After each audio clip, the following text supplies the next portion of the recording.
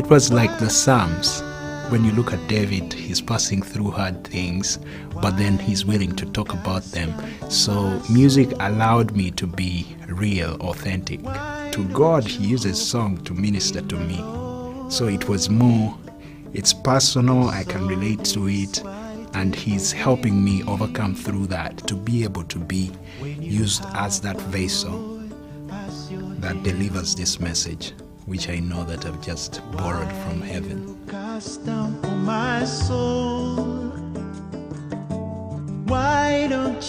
My music statement is to write music that will be able to speak to the heart, soul, and spirit, restoring the goodness. You know, when in the Bible it says, and he looked at it and it was good. The message that I have, there are 10 songs.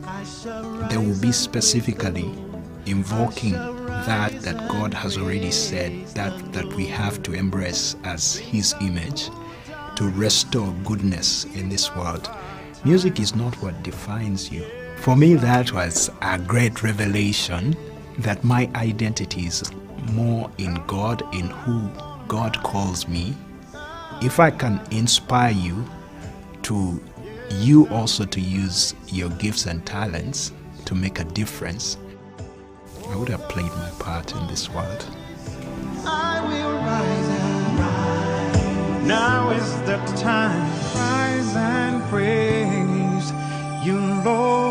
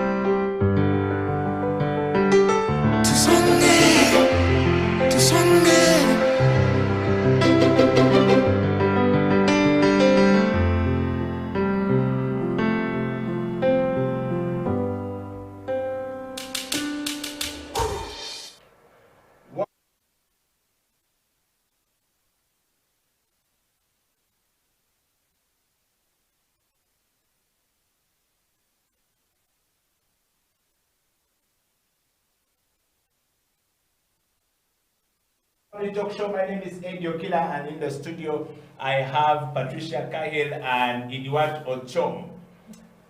How are you doing? I am okay. Are you okay? I am fine. I am fine. I'm very okay. You are immunized? Yes, I was immunized.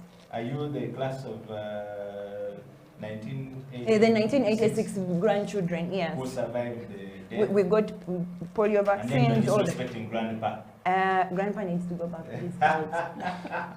Yeah. Ochom. Yep. How are you doing? I'm good, Eddie. How are you? And how have you been? Yeah, been good. Usual hustle. You know Kampala, so. Okay. Yeah, but all is well. Ochom, I want to ask you questions. What would you do if you were to turn back to 25? Interesting. So 25, you're pushing me back close to 10 years ago. What was I doing 10 years ago? I think I just probably doing my back course, I think, and finalizing law school. So 10, if you take me back to 25, what would I be doing? I can't figure out. I don't know if I would have changed much, but I think I would have done pretty much what I did then. Okay. Yeah. And Patricia, if we take you back 16 years back, 16 years, how old would you be? Are you trying to figure out my age? No, just saying, if you take you back 16 years. Just say you take me back 20 years. I will be in my mom's hands.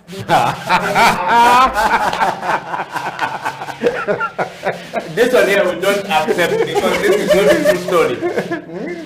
Okay, Eddie, gentlemen don't ask about age. I know you're trying to be smart about it, but trying to. yeah. But now, let me see. Yeah. 16 years ago, I would be what? What would be good? Let me see. Complex now. Okay. Then I would be the stubborn girl I used to be, being caned around, my mom beating me for destroying village property, and yeah. And I would tell myself, nothing, don't change it, be that person. Because after 16 years, when it goes to around 10 years, you would need a 16-year person to come and rescue you. So basically, it was 10 years. Yeah. Okay. Well, welcome to the show. The hype has been broken, and we are going to play a very small video right there. There's a video up there, gentlemen, if you can play it in the studio, and that video is called Uganda. All right, and we want to start from that footing of the Uganda. When somebody asks a question, says Uganda in recent times has become with The stigma of greed. Yes. greed runs in our family, runs in our corporations, runs in our lives, and everything we do is greed. Can you play that video again from Mark Kahill, teaching us something, and he asked questions? That's my honest opinion, his honest opinion. What would be your honest opinion? The video, please. Tiriwani, Isani, oh, Kanyale, oh, Isale, Empisa, Urimo, Hanya, Uganda, Tusonge,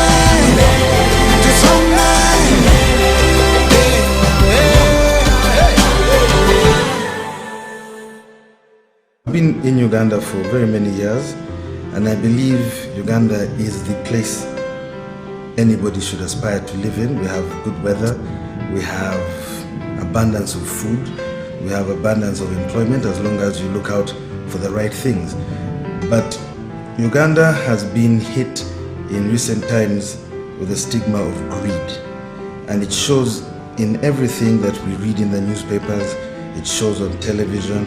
It shows even when you're sitting down with people just trying to make ends meet. Everybody wants to bite off a piece that's bigger than what they deserve. That is Uganda's major problem in my eyes. If only we could curb the greed, if only we could share out that pie equally and of course responsibly, then we will be the best country on the planet. In the next 5 years, I really wish and hope that Ugandans can look at the bigger picture, can look at Uganda as a country, can look at their neighbors, their friends, and see that everybody needs equal opportunity.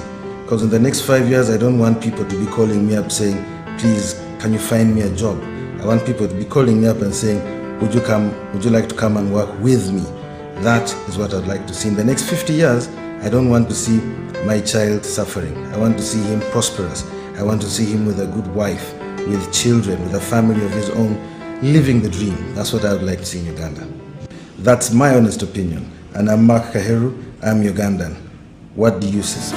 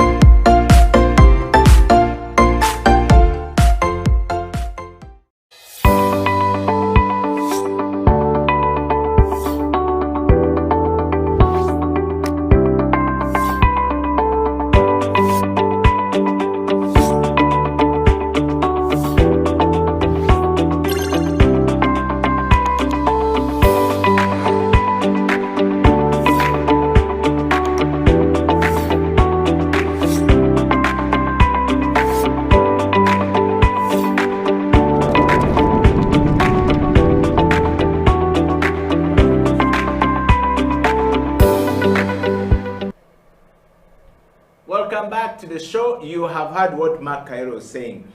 In recent times, Uganda is infested, I think that's the right word, with the stigma of greed.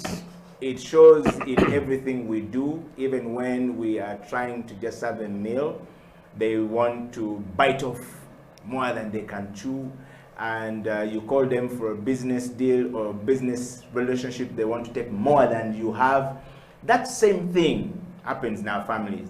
And that has taken away love from our families. People don't love each other because we're always fighting and quarreling, and a lot going on. So Patricia Kahill is in the studio together with the Ochom, and we're going to be discussing something very particular and very specific to family. And because of that stigma of greed, Patricia, Yes. is Mark right? Yes and no.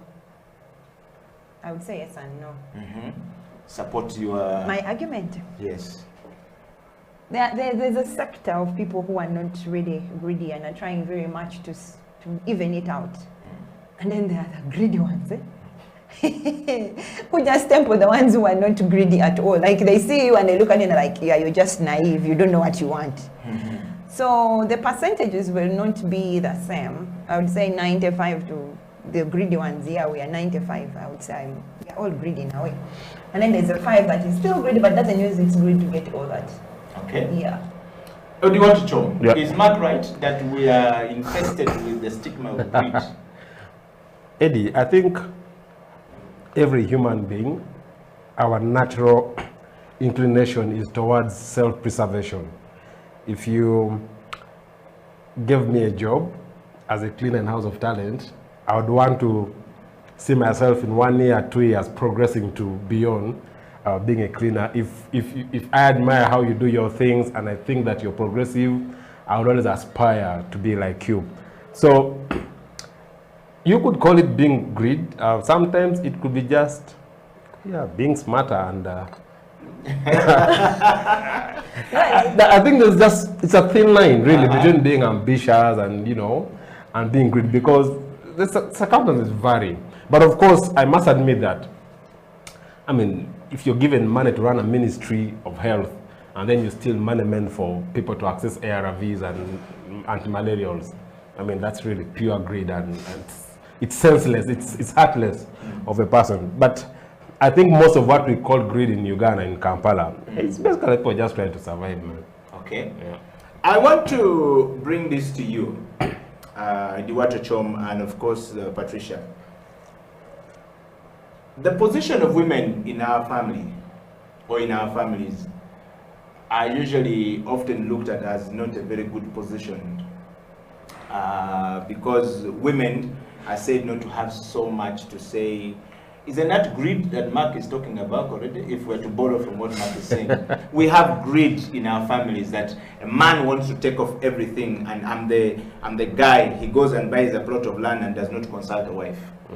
the woman who becomes more powerful starts to do things in a certain way that the man cannot have a say if a woman earns more than a man. But we're not talking about that category of women or of women. We're talking about the category of men specifically. Do women have a position in our families, first of all, to start with? Please, men, tell us, both of you. Please. Eddie, I think to start with, really, family is a very dynamic entity. It's characterized by various things, including fighting for space to influence decisions within the family, and even just to define how what you call a family is organized. So every other day, I think between every couple, there's always that sort of battle for influence. And of course, the dynamics are now getting even more interesting, because in the past, they were like assigned roles that were traditionally known for a man, for a woman, but things have since evolved, and what we used to think was stuff that a man should do. I know of many families that are really headed by women. I could be a product of one of those families. So defining the issue of position of... Is that intentional or circumstantial? Well, mine could be circumstantial. My dad passed on when I was 9 years, so really.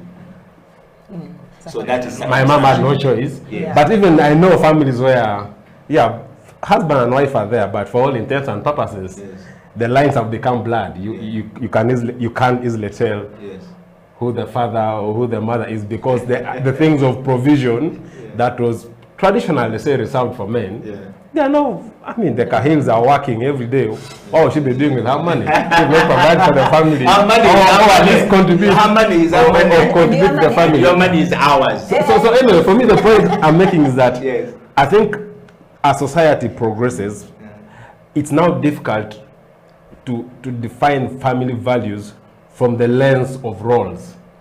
Because, quite honestly, I know probably male dominance could still be high, but I think increasingly the lines are getting blurred. So to say that, Kahill, this is your corner in the family, A, B, C, D, I don't think that's a very easy conversation. I wouldn't fit in that corner. Yeah, exactly. So even if you try to put Kahill in the corner, she will spend her entire life fighting to get out of that corner. Yeah. So to answer you directly, I think the position, if you call the position of women in the family, I think overall the position of both men and women has become fluid because of the circumstances under which we live in. So I can't give you a direct answer that this is the corner for women. I think I'd be doing this show a disservice if I gave that kind of answer. But culture otherwise speaks that the women have a position naturally, culturally, naturally. They are... I disagree with naturally, but maybe I'll go with culturally, because culture is a social. It's a social construct. Yes. You get it. So so culturally you can ascribe roles to men, to women, granted, but I think families are now influenced beyond. At the micro level, husband and wife, they have a level of concern that they can have, that I will do this, I'll do A, B, C, D. But then beyond family, there are broader economic and social factors that are shaping the outlook of families today. So as much as culture is one of them, I think increasingly it's not the only factor that is influencing how roles are attributed within a family. Okay. Patricia, you've heard the question. Do women have a position in our families? Do they still do? And if they do, please we have a share more from you. Tell us your corner. Tell us your corner. we have a position. Now, our first position is we are human beings. That is the first position. Second position is... Just like the men, Yes. In the family? We are humans. All of us, even the children, they have a position. We are all humans. That's the first one. Second thing is no one actually gave birth alone. So we are all mother and father. So we are all parents. So we are all on the same level. Interestingly, we have good enough, thank you for us, we have gone to school. So we are educated. UPE, We are UPE, we are UCE, we are, and we even want UUC. So we are going to school, same level. So we have given birth to children, same level. We got the same immunization shots. You know what I mean? Same level. So we are Even in a for home. COVID? Even for COVID, we are getting the same Are you sure shots. even the woman in Nagapirit has gotten the same? No, not the woman. You see that I gave you a description of the woman I'm because- speaking about. yes. They went to school, they went to UCE, now we went to UEE, even that one we went to, you see, those Yeah. are the levels, those are the ones I'm talking about. Okay. So same level. Our position is at the same level. There's no position in home. Actually, your child has an idea that you don't know that they will speak about. So there's no position. We have to remove the position in our homes if you are going to grow them. Hassan Sekajolo is the boys and men mentor. Coach is also the chairman of Men Engage Africa, outgoing. He's about to finish his term. He's a panelist. He hands over peacefully. Yes, I think he's going to hand over peacefully because he's moving a lot. That's why he's not on the show. Okay. Hassan, please, what he's saying is hand over peacefully, eh? We have just seen it in Tanzania. We're just telling I you. think we have a good yes. precedent now. Yes, Mhm. but he's a resident panelist on the Family Talk Show, and him and Joshua Mugabe, Pastor Joshua Mugabe, spent time speaking live to families. This topic was designed by Hassan, saying every time they meet with fathers, men, to discuss family affairs, men often think that women in families should remain as wives and don't go beyond that. And they also say that they should remain cooking food, washing clothes, preparing children, giving birth, and doing the other natural extracurricular activity Just say it. given It by is God, another which is show. recreation and procreation. Thank you. Yes. So he says that that cannot be something that we should take lightly, because a man can just wake up and go and buy land in some bush somewhere and take the family there, and the woman doesn't have anything to say, and time comes to take kids to school, and for her she looks at the distance between school and home, looks at the shopping centers around there, market, what Access these to things- health access to facilities. health facilities. This nigga has just taken us and thrown us there. And so I've made a decision. We have a home. What more do you want? What do you guys have to say about that decision? Oh, And so that's a position that women are supposed to be. I hope you get the context. I get Yeah. the content. Yes. So who wants to dive in first? Do you want? Or Patricia? Yeah. Eddie, I think I'll first speak as a lawyer. Because, so, the law defines how we organize ourselves Yes. and influences every aspect of our lives, including marriage, and clearly defines, rights Yeah. that each party to a marriage has. And our constitution, which is the supreme law of the land, is very clear. If I'm not mistaken, it should be Article 33 or something like that. Talks about men and women have equal rights before, during, and after marriage. By the way, we have the constitution. Yeah. Oh, yeah. We don't want to go So into we that. don't bring the constitution. I may will not- put the one here for you. I may not have competition. if we start, but I think for me the point is that Yeah. at the global level, at the national level, we have a framework that, at least in principle, provides for equality of men and women in all aspects of society, including but not limited to marriage. So I'll start by saying that whereas what Hassan has picked from the field could be the reality that manifests in our communities, it's actually not what is reflected within our legal framework. And I think probably part of the work that Hassan needs to invest in, and even this show, should be sort of debunking some of these legal concepts and pushing these ideas to come to know that, well, the only difference you have is probably the genitalia. Other than that, and the biological role that you talk about producing. But even then, like Kahill said, it's not only woman who produces. Yes. It's just that Takes two to- she just has a lengthy role of carrying it for more months. She received and Interestingly, Yeah. science also still says you also have it, but yours was hidden in the back end. You see, and mine came in front. I also have yours, and mine was hidden. In we don't know whether that I don't know which journals she reads. Yeah, What we know is that it is yeah, one. but I think, but for me, on principle, we all human beings who have the same rights, and we are equal. Okay. So I think for me, men and women should have, equal rights in a marriage. Before Patricia jumped into that, Ochom, you bring a very interesting perspective, given your answer. So, is it okay for a man to go and make a decision to buy land without consulting the wife? No, it's not. It's not okay, because then where is the equality that we're talking about? And you see, normally men set up for the easy thing of like, I pull the money. Let's assume that's true. But actually, there's more to setting a family than just having money. You could interest in that area because maybe it's good for agricultural production, which is good for food security. A family needs food. But again, there's more to a family than also just food. If you can't access education services easily or health facilities, then you think you may want to have a more conversation and explore ideas with your partner to agree on what could be the best deal for the family. Because remember, when you talk about a family and in the traditional sense of husband, wife, and children, even if you're to focus on the children, the law even pushes for what they call the welfare principle. To what extent do this uphold the welfare of the children? So, and welfare is wholesome. It's not just only food. There's more to welfare, including just psychological, welfare. So I think really having more conversations as a family could be more helpful and coming to a common decision on where or what to invest or acquire. Okay. Would be the way to go.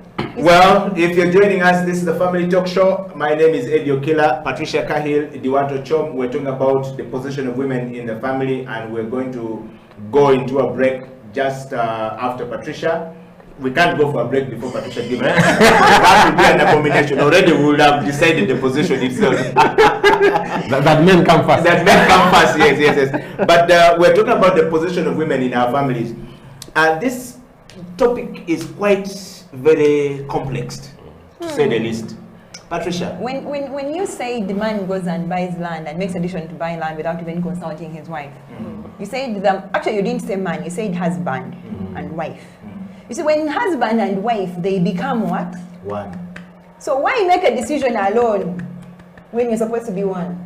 Because I'm the one who's working hard. And the man left his family and went and joined with his wife and they became? One. So why is the decision of the other only a half? Because that decision is a half. I'm the provider of the family. Let's go back. Man left home and went and joined with his wife and they became one. That means every decision that is supposed to be made has to be made by the one. The other, this half became one. So, Madam, I'm going to buy land. Hey, you're buying where? In Chitugum. No, sir. We are not going to Chitugum. Why? Everyone present your things on a table. The problem is, when you have that. I'm the head. I am going to. But the position is given to us by the Holy Books. We didn't decide. The position that was given to you was to lead, not to really head, head. You get? Because if you're supposed to be the head, they wouldn't have given you a neck, they would have given you head and body, no neck. Because this neck is one that tells you to go this way. You've now just had your head and looked there and walked in one direction. But then it was like you need a neck. And this neck is supposed to show you, you should turn the other side. There's a problem this side. You get? So that is the woman's, what is supposed to be the woman's. You get? So you're supposed to forget about your head and start leading. When you bring the leadership into the what you would call the position of you being a husband, you forget about that I am head. But I'm supposed to gather everyone in because this is a collective thing. We're supposed to work together to build the family, to build the home, to nurture the children, to grow the country, to grow the community. But if there's someone who thinks I am above and the rest are just below me, there's never going to be any equal growth, any prosperity, any new Uganda. It will never happen because there's someone who believes I am above. But if you bring in everyone in, and actually it begins from home. If you think your wife cannot be on the same table like you have to sit up and she sits on a mat, I promise you that family will not grow. Because all your decisions are going to be above here and, Madam, that's what you're going to be thinking in your mind. But if you sit here like here together, you've given me the same, actually it's the same thing we've been talking about here. Equity. Give me the same level of opportunity until I tell you, you know what, Eddie, on that land thing, I don't know things to do with land, but I think you should consult someone who knows. Me, I don't know. That means you gave me an opportunity to express myself in what you're going to purchase. But you come home and say, I bought here. I even finished building. Hey. Yeah, because Elawa and Ochom are friends, they own the law firm together. So Ella decided to go to Mavira Forest You can marry Ella. And have your homes together. Ours is a business, not a family. That's what you should I'm understand. just saying that. But now you put the land for the family. You see? So you I'm the head. You said I lead, that's why I'm led. you've not led. You've head. Okay. Okay. All right, guys, we're going to go for a small break, and when we come back, we're going to be talking about love. But before we talk about love, we want to conclude on that position of women in our families. And Patricia is very nicely giving us this context. But there's a catch-22 we are coming back, and I think Ochom is going to have a ball on this one. Your salary is ours. My salary is mine. Let's go for break. We'll be right back. This is the Family Talk Show.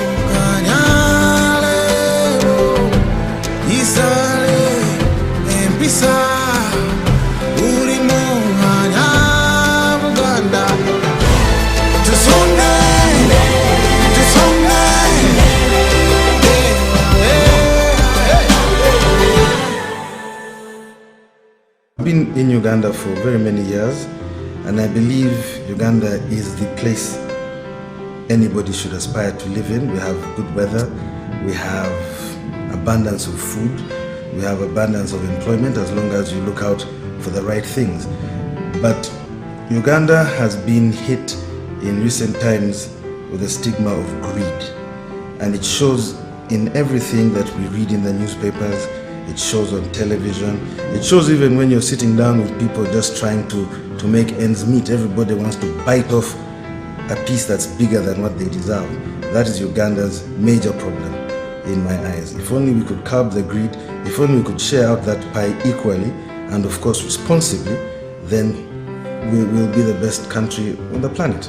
In the next 5 years, I really wish and hope that Ugandans can look at the bigger picture, can look at Uganda as a country, can look at their neighbors, their friends, and see that everybody needs equal opportunity.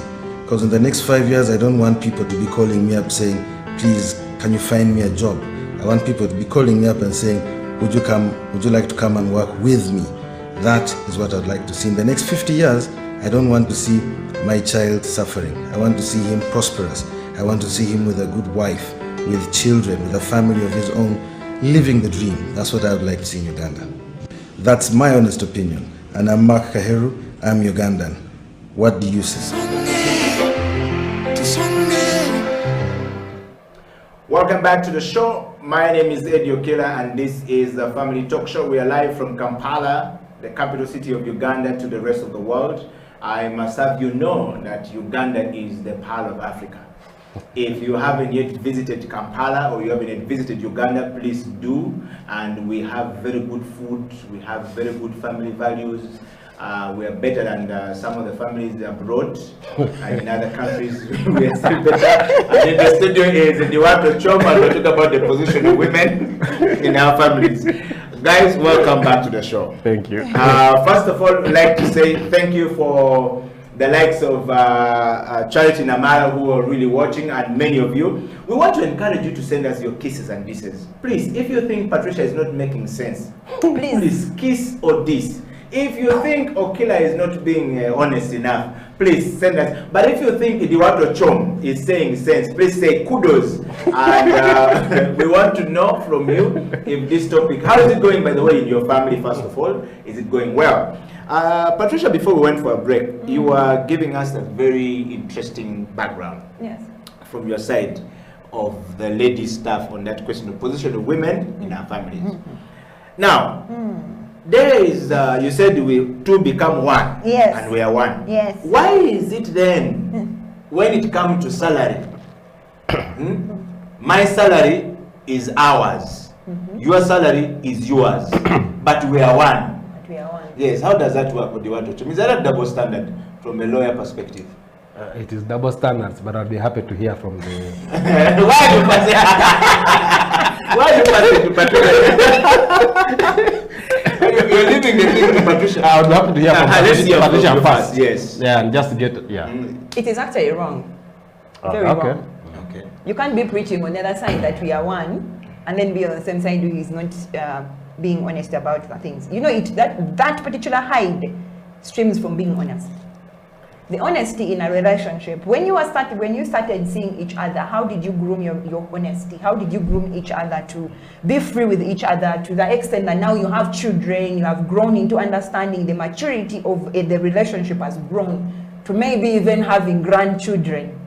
How did you nurture that to that extent? Because the first thing that, I'll give an example. My great-grandmother used to say, if the first one you see the first time, the first thing that you install in them is what they will go with about you. So you have to give someone the first impression that they can build on, becomes the foundation. So how did you found your money matters in the relationship when you're courting? Because if you didn't speak about money when you're courting, and now you are married, and you're bringing it on the table, We were broke. you were even then you mentioned that you know what? There was no income to talk about. Guys, that means now if you're saying it in that way, there was no income to talk about. That means you didn't have a plan. You didn't mention about your future plans. That's what I'm trying to show you. If it begins from honesty, you have to be honest and say, I don't have a job, so I stay with my brother, or I still stay home. The transport that brought me here, I borrowed. But to us men, that is not a good thing if you say I stay with my brother and I don't have a job, because it means a sign of weakness. Eddie, on your side, you can't catch that bird. It is not like every day you're going to stay in the same position you were in yesterday. Every day, if you're a man that is believing to grow a family, to nurture and grow someone and grow a community, be a leader, be a head, you have a plan. If you want to get someone's daughter and marry them and have children with them, you have a plan. You're not just playing around. Let's go back to the real basics. No. If you have a process that you're working in, at this age, I want to get my girlfriend, I want to get to a level. You have to plan. That's why I said it's supposed to be a leader thing, not a head thing. Some people move with a head and not a leader, and there are two heads, so it becomes hard. But lead. I'm quoting you. I am broke. At this moment, I am broke. Tomorrow, I don't know what is going to happen. Tomorrow, when I bring in the money and I said, yes, I got our money from this side. Yes, you're broke, but me, I'm working. I can help you with this. Then we can grow together. But remember, all that streams with first, honesty. I am dating you because I see a future. So because you see a future with me, you're going to grow together. What if the future you see is that I will be like Ochom, I finish my law degree, there's a possibility, the prospects are very high that Ochom will finish as a lawyer and will get money very quickly. So me, I position myself knowing this guy will be successful. Then I don't date Okila because I know Okila, this one is studying marketing and they're not straightforward like Ochom. And so I'm a target worker, so I know this thing. Yes. That is the other thing also, Yes. Character. Who are you? You go back to who are me you? Me or you, woman, man. Me, the woman you're saying that is going to dump you. But and by then even the men now don't know who they are. No, they strategize. They strategize like that kind of Kahill has potential. I have potential. I am going there. I know. So, who are you? Because even when you strategize on that, it always backfires. We've seen them backfire. All of them backfire.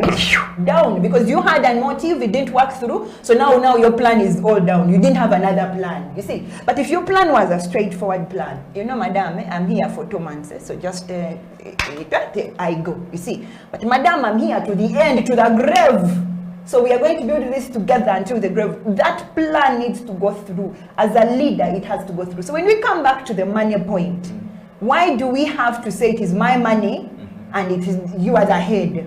First and foremost, there's no honesty there and then, because there was no nurtured honesty, there was no nurtured faithfulness, there was no nurtured commitment to the whole thing. First pause there. We need to call all the men out there because the woman has spoken.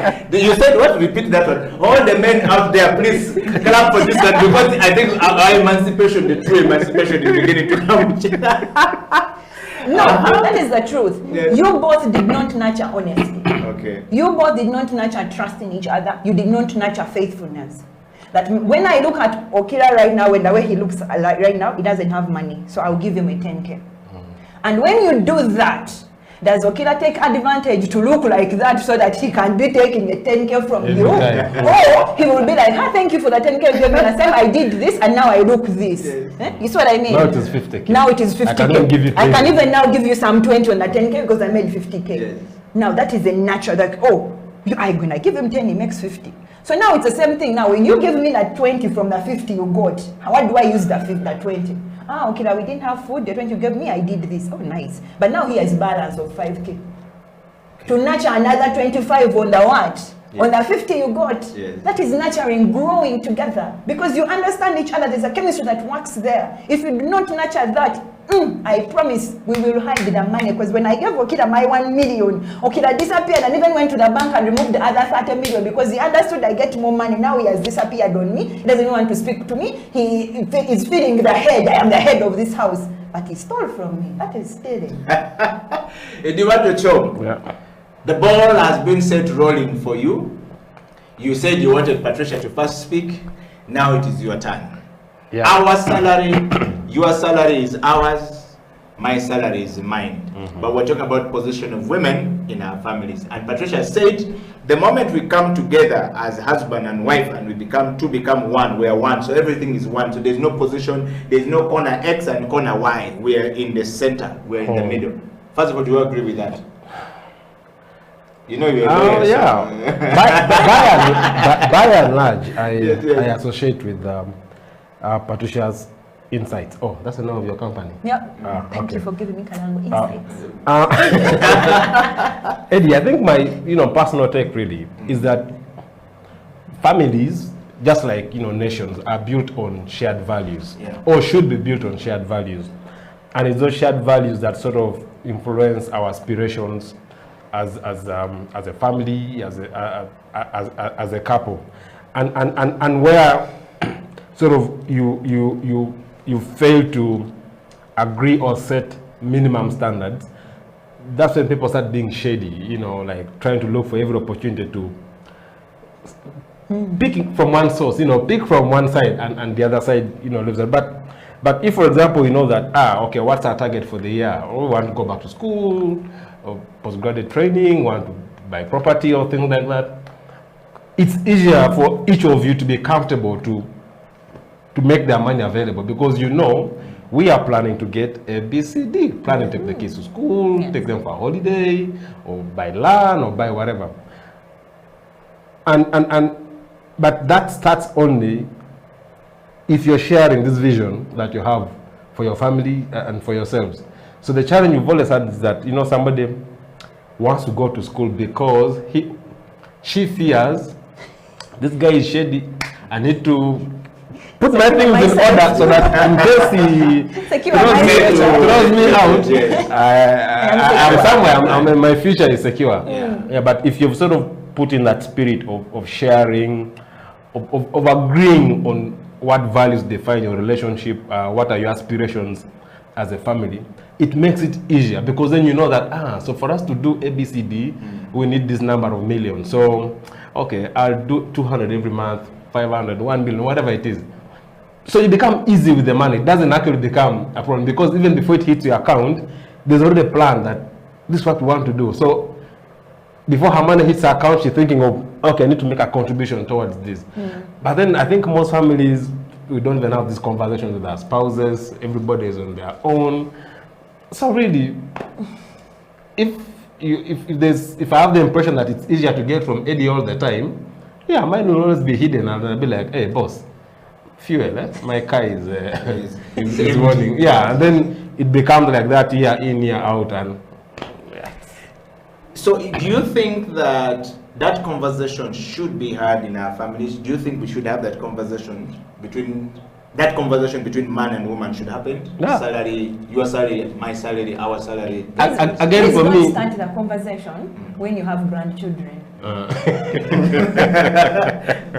we want to know. So at what point do we start this conversation, really, guys? I think from courtship, as Patricia was been saying. It's a foundation. It's a foundation topic. Okay. When you're asking the guy but where is this headed? This relationship of us, where is it headed? When the guy says to marriage, then if it's to marriage, where are we going to build our house? How many children are we going to have? How much money are we going to save? How much money are we going? You see, those are the questions that need to be asked there. But Patricia, you need to know that some of those questions you are saying we should ask and involve and indulge ourselves into can be a very scary path for men. When you start those things, where are we going to build her? This one, yeah. Then you're not ready. Then you're not ready for that. Because some people are not married up to now. They're still dating 7 years, 10 years. They are not ready for the responsibilities that are supposed to be put in place, all the structures, all the functionalities that need to be worked in a family. Because if you're not ready, then those questions will scare you. You will run because in your mind you have never even thought about them. When they ask you, where are we going to build? What is the aspiration line of the house you want? House. So but you have an aspiration. At least a dream. At least have a dream. Like you see a house in I want that kind of house. You are throwing a stone on some glass house. Some guy watching this show is also which car are we going to buy? Are we ever going to have a car? Yes. The guy is looking at me. I was thinking of having a bicycle. Okay, a bicycle, but we can also have a car, right? We will think about it. Let's begin with the bicycle. You see, conversation starts like that, and then you ask him to show him why we need to progress from a bicycle to a car. Okay. I'll give an example. My counselor, when I was getting married, told me something that was interesting. Why are you doing this when I was getting married? Pastor David was more interested in telling you, he nurtured a story that was nice. He said when he started out with his wife now, we will now have grandchildren, his first conversation was went to point blank and told her, Madam, I have one pair of shoes, I have 2 trousers, I have this, but my future looks like this. I'm going to be a pastor, I will lead these kind of churches, I have this calling on my head. Right now I have a chigari, I'm selling tomatoes, but now by this end, the next year I'll have a bicycle. And I'm like, and this beautiful woman said what? And she said, okay, come back when you have a bicycle. And he went back when he had a bicycle. He bought a bicycle and went back for his date. Yes. Okay. You see, that is a progressive man who knows I want her and I'm going to work to make sure that I get that person. Yeah. What has happened now, men, I'm sorry, you've become lazy. They used to tell us men are hunters. They go and hunt and drink. You hunt in your friends. There are no more girls. There are no more girls. Look at the forest. There are no The only wetlands that game reserves are Now we are struggling the white man economy. So we don't have anything. Well, guys, it's a family talk show. My name is Okila in the studio with Ochom and Patricia Kahill. Ochom, before we go for our next break, I want to ask you a question, okay? So if we fail to have this conversation like Patricia is saying, in the early stages of our courting or the courtship or dating, whatever we call ourselves, if we fail to have that conversation at that point, is it still okay to have that conversation? And at what point do we realize we really need to have this conversation? Is it when you are now 5 years into the marriage, 10 years into the marriage, or is it too late to even have the conversation? No, I think there's no definite timeline. Each case could be dependent on its own facts and situation.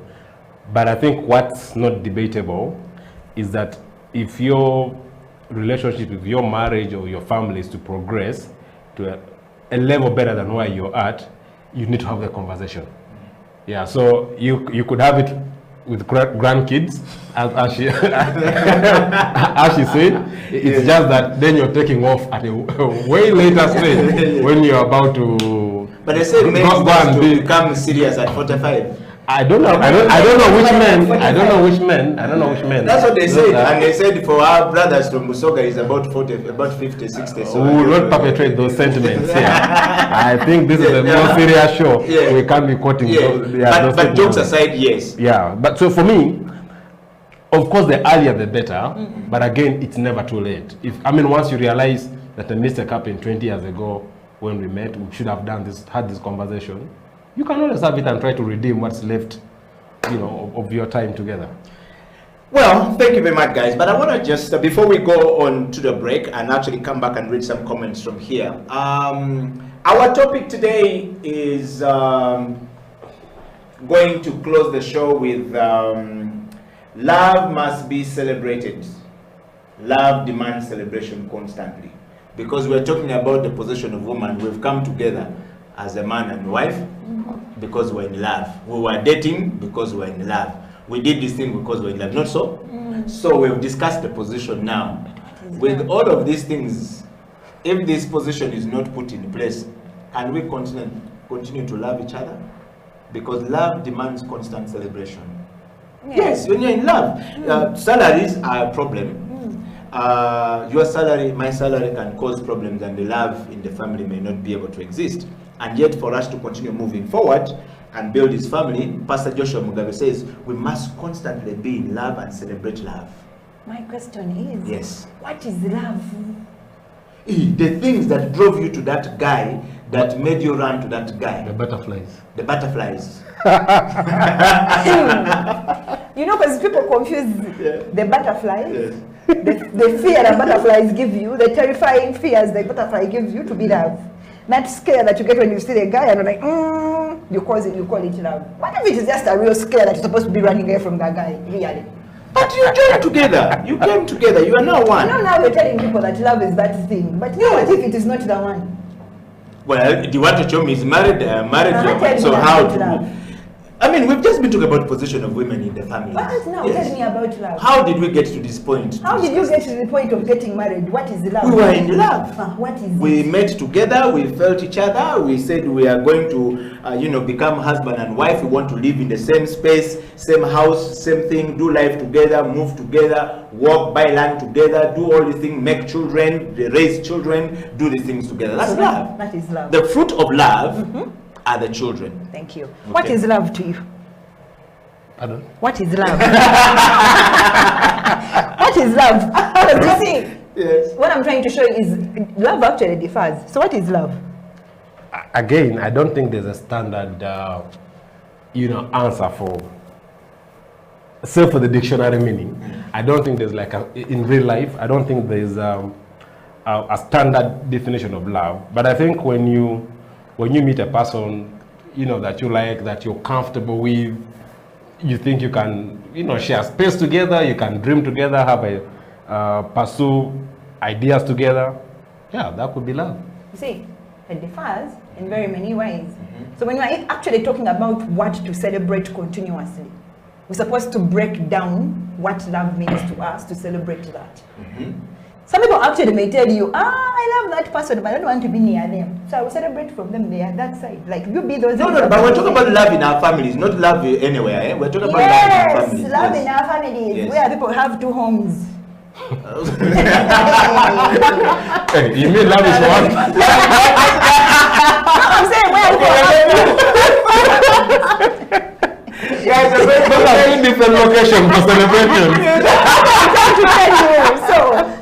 We're going to go for a break, and when we come back, we're going to be talking about love must be celebrated and love demands constant celebration. Stay right there, we'll be right back. This is a family talk show. Because you guys, if you say.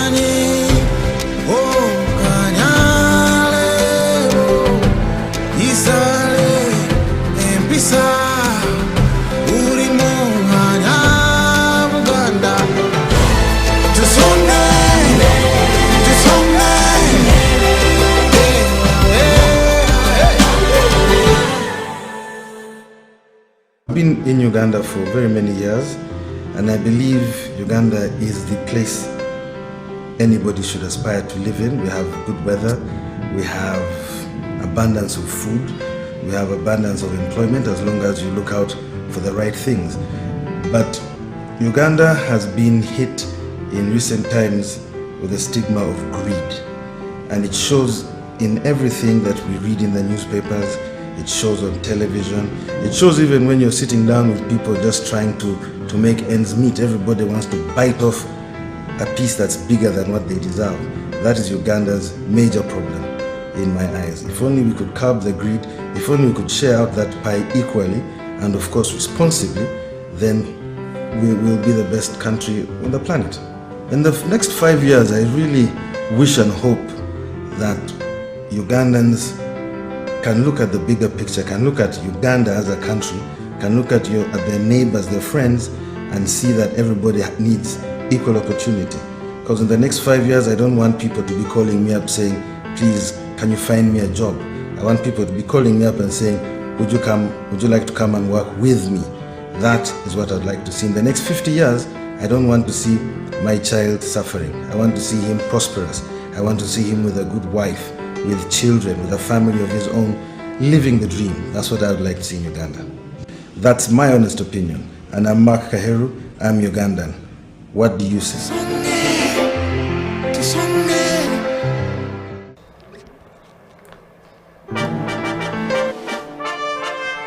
Welcome back. This is the Family Talk Show. My name is Okila, and in the studio is Patricia Kahill and Ochom. We're talking about love, we're talking about family, we're talking about position of women in our family.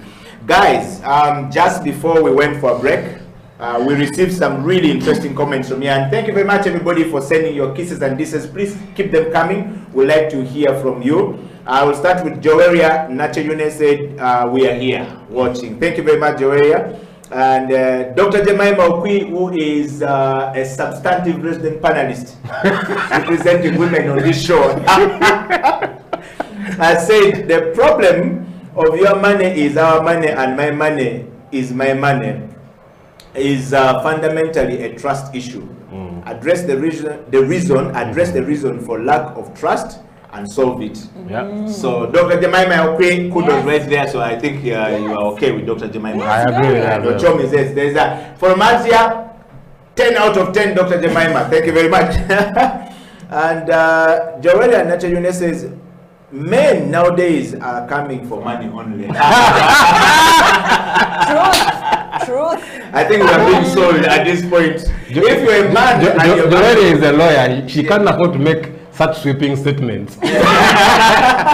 So you're gonna have to tell Joelia, maybe she has some bueno. She needs to share something. Joelia, please share some bueno so that we can share. And then Aldo Moro is saying it's our salary and our salary for him.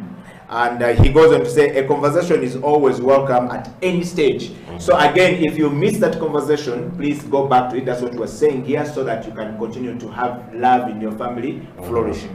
All right, although we're having a problem right now about the issue of love in the studio. Dr. Jemima Okwe is saying it's never too late to make your marriage better, only except when you give up on it or quit. Yes, so again, it's re-emphasizing our point here that please have that conversation and make sure it's always happening. I think Asan Sekajoro, these people are representing you really well, and Pastor Joshua Mugabe. Joeria Nachayuna said, thank you, Eduard Ochom. It's never too late to redeem what is left out of that marriage. True. Wow. All right, I want to go to Aldo Moro, who says, Ochom, he's playing safe. Man is too academic. Let loose of the Bukedia man. Okay, and I see. We should invite Aldo here one day. We should invite him one day here. Yes, and please, Aldo Moro, the one has already given you an invitation to come here on this fire place. And Francis Birunji says that enjoying the show, interesting guest with strong insights. Right there. Thank you very much, guys, for sharing with us your love and kisses and disses. Please make it a point to always send your kisses and disses so that we can share your thoughts on the show. We're, of course, building that capacity to be able to bring some of you on the screen from wherever you are and share it live on air. Now, Our time is fast spent. We're going to the next part of the show, which is very dangerous. Patricia has already said some courses saying love this, love that, love that. But we all know that the moment you get attracted to that man as a woman or as a girl, let's start from as a girl, and you get attracted to that boy, either as a boy or as a man, to that girl, that connecting thing is what we are calling love, That attraction between the two, opposite sex is what we are calling love. This one of Adam and Adam, we don't understand. What we know is Adam and Eve. Okay, at least that one we understand here very well. But it's another conversation altogether. We won't get into it. Yeah. I want to put the topic up there, team, on the screen, and we want everybody to participate in this last bit of the show. Love must be celebrated, we're saying here. Love demands active celebration. Active means that regardless of what we have gone through, we are staying focused. That's what everybody is saying. And we're saying that on our series of building family value systems, if the family doesn't have a value system, they cannot continue to celebrate some of these things. What you've just been telling us here, Patricia, is that we must have a value system. That it must be set from the beginning, if I understood. Isn't that what you were saying, Ochom? Now, let's get to this. How do we celebrate our loved ones, husband and wife, when we are not agreeing on your money, my money? You can't celebrate if there's no agreement. Yes. Two cannot work together if you don't agree. So how are you going to celebrate love? That means two people working together. One is sleeping, looking the other side of the eye, and is looking the other side, and there's a pillows in here, and like, how are you going to celebrate love? So you can't celebrate love if you're not moving together. Get out of the bed, go on the table, and be like, Naomi, there's a problem. What happened? Why are we like this? Why is the house so quiet when it's supposed to be loud? Why is it so loud when it's supposed to be quiet? You find a nurturing position that needs to grow it back again. Okay. One of the things that, as I said, do you remember actually the foundations of your relationship? Because most people tend to forget them. Why do they tend to forget them? Because then they were not real foundation points. They were just, there's a time clock of, at 35, I'm supposed to get married. So 35 is now done. I'm 36, I'm married. 38, yeah, I'm married. There's a nice young man here. So there is no real, people didn't set any grounds of at this statutory that time we are going to be doing this. After 1 year we're celebrating this. After 2 years we're celebrating that. On your birthday we do this. On your mom's birthdays we do that. On the children's birthday they are not set things. As I said earlier, it's supposed to lead, not head. So you're supposed to lead. Where's the leading ground that says your family is set up like this? My great grandmother said something also interesting. Rest in peace. She used to say, there has to be a family constitution. Where is your family constitution? I'm a lawyer. I can always draft for you. At a fee. Do you have one for your? Do you have one for your family? That's a discussion for another day. I can make one for you. And actually, in her mind, when she was asking this thing, she was asking my cousin, my then uncle cousin, I call her uncle cousin, because they had an issue in their family. And me listening in as a young child, I was like, family constitution. Now we have a government constitution. But growing up now, I understand what she meant with a constitution. Then the constitution is, on this day we got married, on this day, on this day I saw you. I'm supposed to celebrate the day I saw you. Because that day changed my life. On this other day, I did this, we went out and we did this. It's significant to me because of that. What about you? What do you have in your books that is significant? Your Google calendar should be very full because if you're going to celebrate, if you're going to celebrate love, there's going to be those sparkles that your mind will never ever forget because they led you somewhere, they changed something in you, and those are the things you're going to celebrate. So you have to keep them intact. You have to share them and say, you know, when you did that card, her hair on the other side, my heart just went, can you redo it? We go out and I just go in.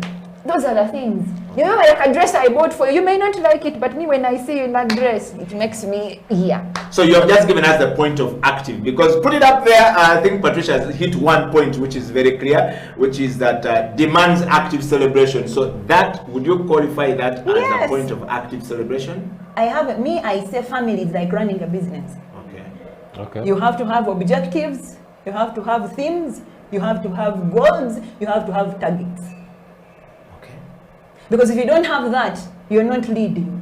Someone else is leading. Pastor Mukisa says, if you're not writing your story, someone else is writing it for you. True. So if you're not leading yourself, someone else is actually leading you. Okay. So even in your family, who is leading? It's not heading.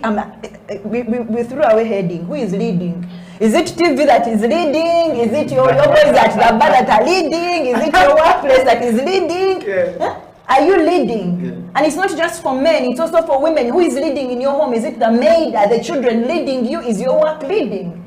Because if it is not leading, it will show. You will not have those memories of, it's his birthday. You remember after 4 days, it was his birthday. And then what? There's no celebration of love because it was not a constant in your mind. But what happened when Ochom, for example, was never celebrated? He grew up as a man, or Okila grew up as a man, and the concept of birthday celebration did not exist because the father was busy doing something else. So I never celebrated, for example. That's a fact for me, really. There is something. The man was hiding from political pressures and stuff. There is So there was something no, that you celebrate. There is something that you organizing other birthdays for other people is There good is for something that you Yes. have in you that you celebrate. Okay. That is what you put on the table. Remember, trust and openness. I don't celebrate birthdays, but to me this is more important. I rather celebrate this. Okay. That is what you put out and we celebrate that day. What other thing is interests you? I love volleyball. Okay, how do I support you in volleyball? Because then I'll be celebrating your passion. The other thing would be your dress code. What do you like? Me, I like putting my ties and stuff. Then I'll look out for nice bow ties and celebrating your style. I like going to the gym. Then I'll get you barbells because I'm celebrating your health. You get? So you're supposed to understand a person to that depth that their celebration may not blow parties, put up all these, call people to come in. You're celebrating. No. It doesn't have to go to that extreme. Yes, you can have it if you can and your person actually understands that kind of celebration. But if not, those small things are celebrations. Pastor Joshua Mugabe has surely cheated exams here for us, Ochom, because listen to some of his thoughts. Ochom, you've heard from Patricia. How do we, please put it up there, love must be celebrated, all right? And love demands a very active celebration point. We're talking about on our series of, building family value systems. What's your thought? I think we started this segment by first agreeing that there's no standard definition of love. Yes. So I think in the same vein, there's no standard way of celebrating love. Each situation is unique and has its own, characteristics that will influence how it is, how you celebrate it. I mean, my wife. Any day you invite her to eat out, like she'll be on board. That, she likes being taken out like she feels you're giving her the attention that, she deserves. She works hard, gets some credit. Sometimes you're like, before you go home, let's meet up somewhere and take coffee at Endiro or wherever. Those things make her feel good, make her feel celebrated. Again, they vary. There are people who like, being bought for expensive gifts, or even just, let's say, gifts.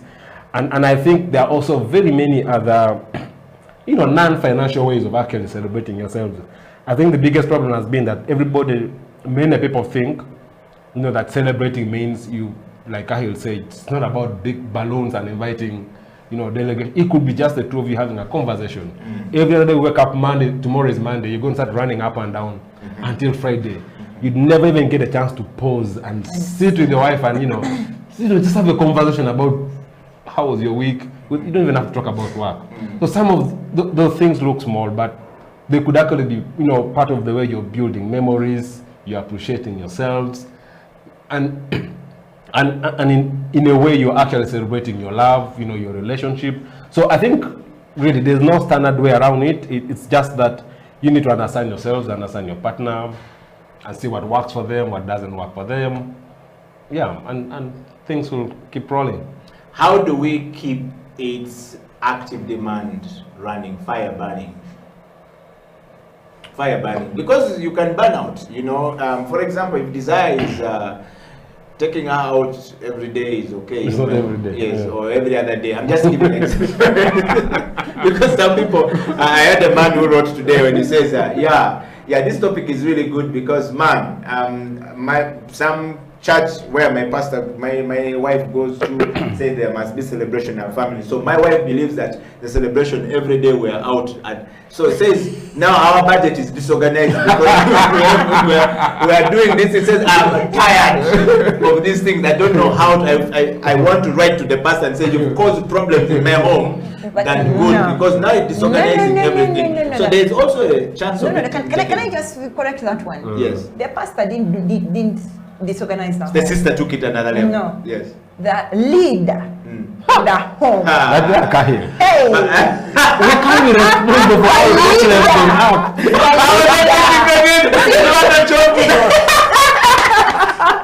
You see, the guy is complaining because he has failed to lead. He needs to get back to his team and tell the teammate, you know what, our budget is going down on this celebration. Instead of complaining to you, why isn't he going to his team? But I've seen how the one Ochom has also get this thing that guy. Yes, Ochom. We are blamed for everything that happened. I mean, Kahill, I think you've come back to your team. a little bit unfair, really. No. For her, she believes in her mind, she's thinking, oh my, he has taken it in, he's doing it. The guy is in the back end saying, I am dying. But I think it comes back to the point that I raised on about shared values. Thank you. If you're having these conversations, you'll just understand that, that's not tenable. Okay, let's assume the man is not even the problem. But you have the time every day to go out. But if she does? Just look at it, the reality. Yes, she could have. Do you have? Who? Because she's not going out alone. She's going with you. Thank you. So that's what I'm for saying. Example, so Eddie, will you have time to go out every day? Yes. Man is not the issue here. Time alone. So Eddie has to tell so her. there's just. But when you tell her and you don't do it, you are saying that you are being insensitive to my feelings. Or you're being smart. You are being No. Now we are going to communication in a relationship. Because if you do not know how to communicate and pass the actual topic or the actual idea that you want to pass on to your partner, then you're also failing there in loving. Because if you're going to fail at fulfilling this thing that I'm asking for, and you're also failing to communicate that you're going to fail, you see, you have now two double fails. So you're continuously going to fail at other things continuously because there is an original fail that you failed to do what? Yes. To communicate. But Ochom, like you said, men have suffered. We're blamed for everything. Even the smallest thing we're blamed for. But anyway, guys, our time is fast spent. We want to just read some of the comments here. Aldo Moro says, love is meant to be celebrated, nothing else. How you celebrate it is up to you. In my household, we have a Saturday sitting of the Ajono grilled meat, and the movies on the projector in the compound, or occasional Sunday day out when I am away from home over the weekend. So he has a model of celebrating. Thank you very much, Aldo Moro. I hope men can pick from you. No, not only men, men and women can pick from you. Yeah. I want Patricia to read the next one.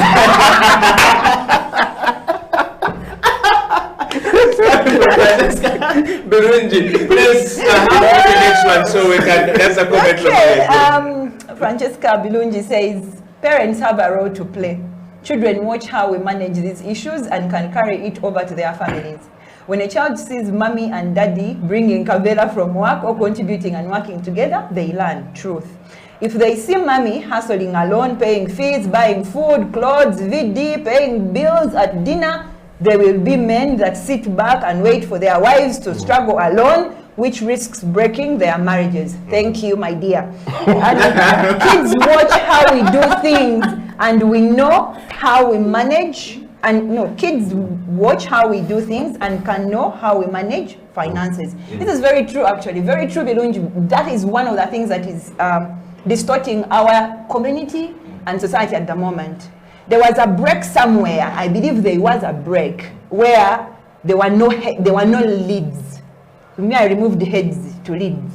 There were no leads in homes, and moms took over. When moms took over, the children, the sons did not live also when the heads left. So the sons and the moms stayed together, and the daughters were all together. But there is a lady. This is a lady who is feminine in build.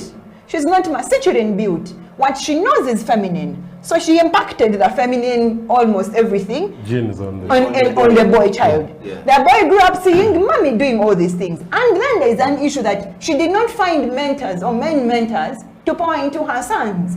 So the sons learned everything from mommy. So when the son gets to get married, finds a chick who is hustler like Kahill. Kahill, they can do everything like Kahill will do everything. Yet Kahill comes from a home where there's mommy, daddy, and daddy does this, mommy does this. They sit together, they talk. You call the guy to sit, the guy looks at you and is like, me, I don't know what you're talking about. You finish and do. That is going to break. Yeah.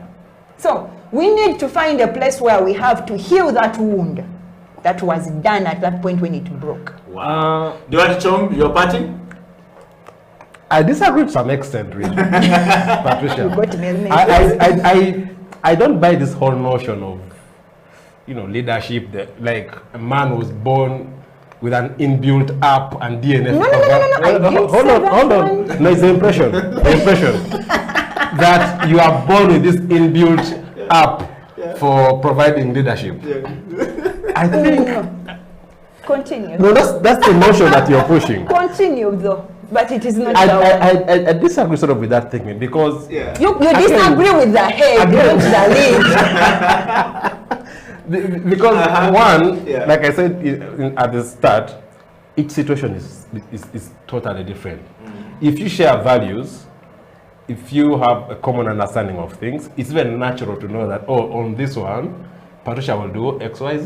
Yes. On this one, Ochom will do X, Y, Z. I believe more in building consensus than elevating one person to sort of have an upper and be like, so, you know, is the head, is the leader. I know you're trying to make a decision between leading and heading, but you know there's a thin line.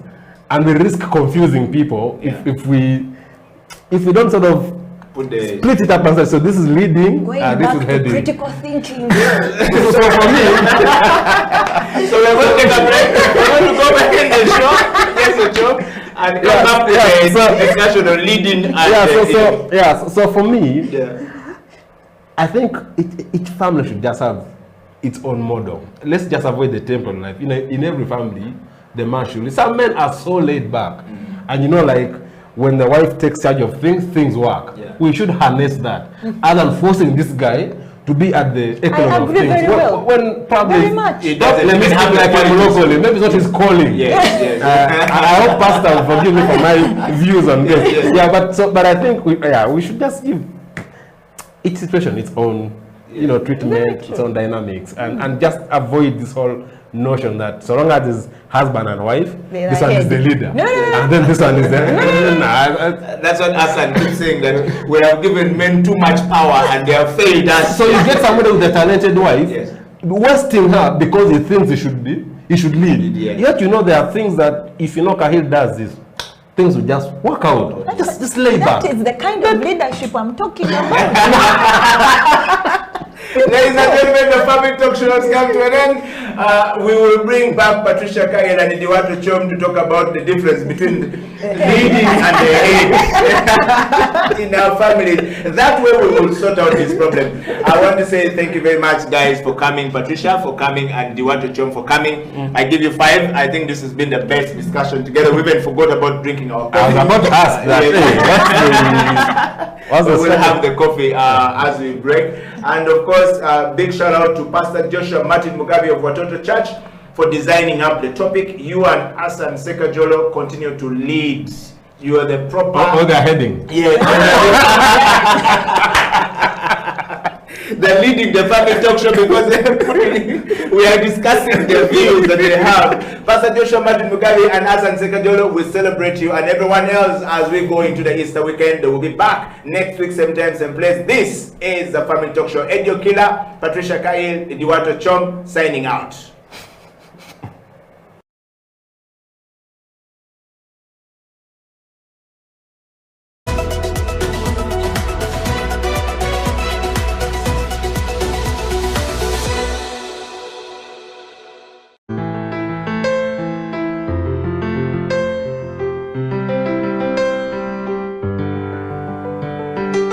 Tusonge.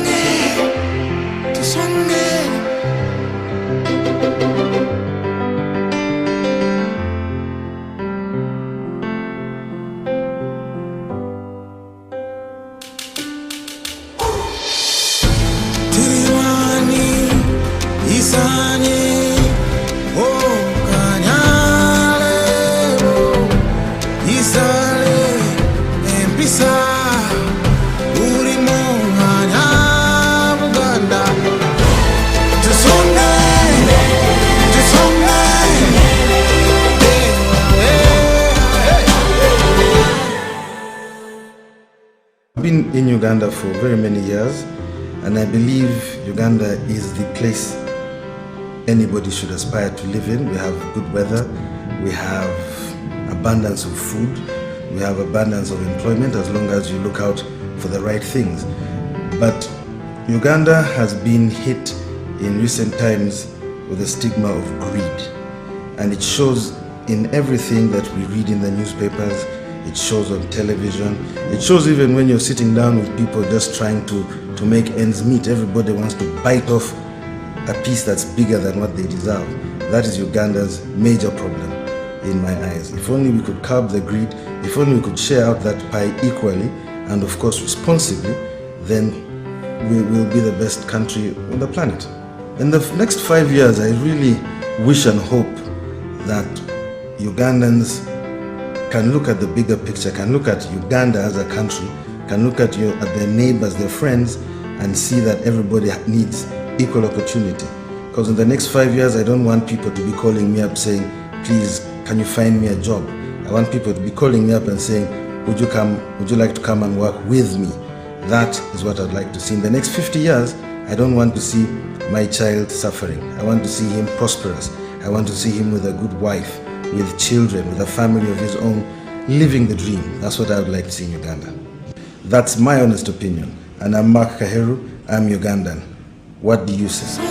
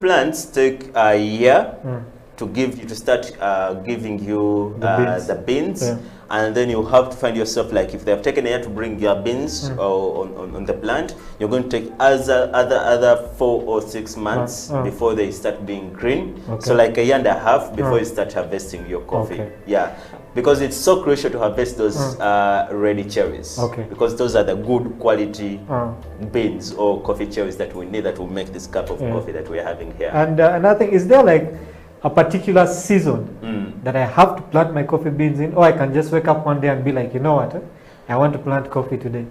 Well, why do you think that we have less coffee farming in Central region? I have no idea. Because look, the lands, like you talked about during the introduction of the soil, the soils determine how your coffee is going to come out. True. So a farmer will determine the area I am in. For example, you find Elgon region, it's always cloudy, it's always rainy, you know, that's why we have a lot of landslides there, because a lot of rains are there. There's rain. You find the Renzo region, same place. So that's why we're having a lot of coffee coming from different places in these areas. Elgon region, Renzo region, because you can't tell that sun is going to be at this time, or it's going to be a bit hot in this area. Uganda's weather is sometimes unpredictable. Like rainy, every year, out in and out. So you can't grow coffee in a hot area because you can't have a season.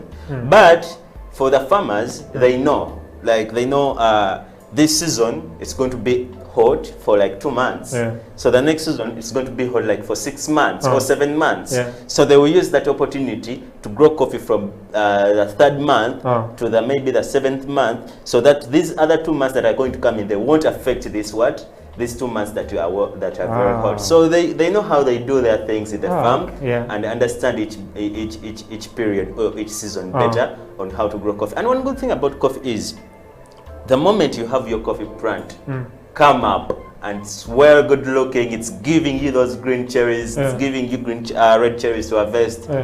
I mean, it's just a matter of like pruning, cutting it off, like shaping it well, and it will give you a good yield. Yeah, like to yield again, not like cutting it down forever and plant another one. So it regrows. Yeah, it regrows. Okay. It regrows.